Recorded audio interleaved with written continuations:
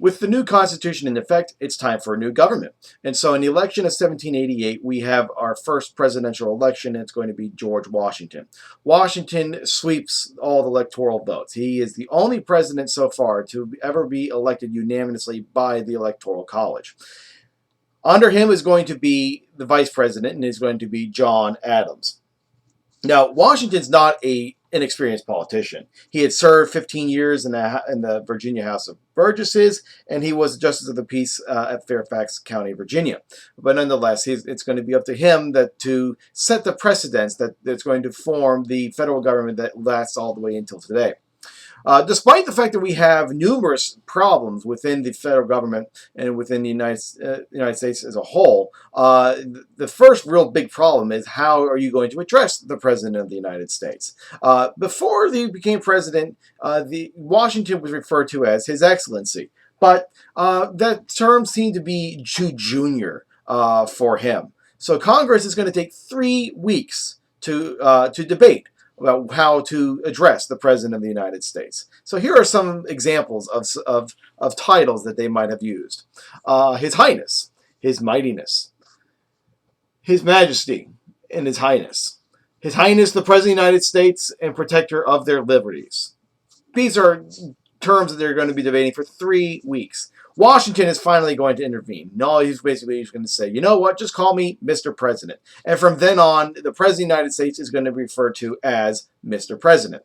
And this, if you ever run into a President of the United States, either the current one or a former one, you can refer to him as Mr. President or by his last name, Mr. Bush, Mr. Clinton, Mr. Obama, Mr. Carter. You can certainly do that. That's completely acceptable. But as soon as you're President of the United States, you can be referred to as Mr. President. Washington is also going to establish a cabinet. And although it's not stipulated in terms of the need of a cabinet, there's going in a need of departments. Washington creates them. He's going to create the first 3 departments: State, Treasury, and War. And Washington is going to basically use his political influence to create a unity cabinet for the most part. And the way you can see that is in his selections of his cabinet members. For example, Thomas Jefferson is going to be our first Secretary of State, and his direct opposite is going to be Alexander Hamilton as a Secretary of the Treasury. These 2 guys don't agree without anything. If Hamilton said that it's raining outside, I think Jefferson would probably go outside to check to see if Hamilton wasn't lying. They vehemently disagreed on a lot of issues during their times together. And this is how you can see how Washington is trying to create a unity cabinet. One person representing a conservative point of view in the form of Thomas Jefferson, and the other person representing a more liberal point of view, namely Alexander Hamilton. His first Secretary of War is going to be a guy named Henry Knox. Knox was the chief of artillery during the American Revolution. But nonetheless, one of the things that Washington's also going to do is establish the tradition of how the President of the United States is going to deal with the Senate. For example, the Constitution requires 2/3 majority of the Senate to ratify treaties. Well, in August of 1789, Washington appears in the Senate chamber with Secretary Knox to ask for approval to negotiate a treaty. The Senate insists on delay in terms of their decision until they could give more time for consideration.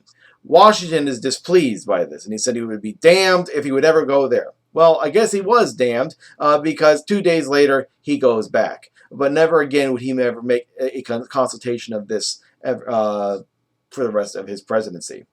They were also going to have to figure out what exactly is the advise and consent of clause within the Constitution.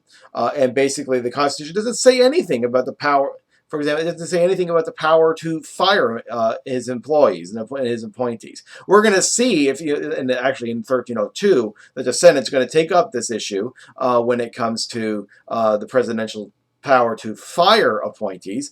But nonetheless, the Senate, until Andrew Johnson, is going to decide that the President of the United States has the power to fire appointees once they are when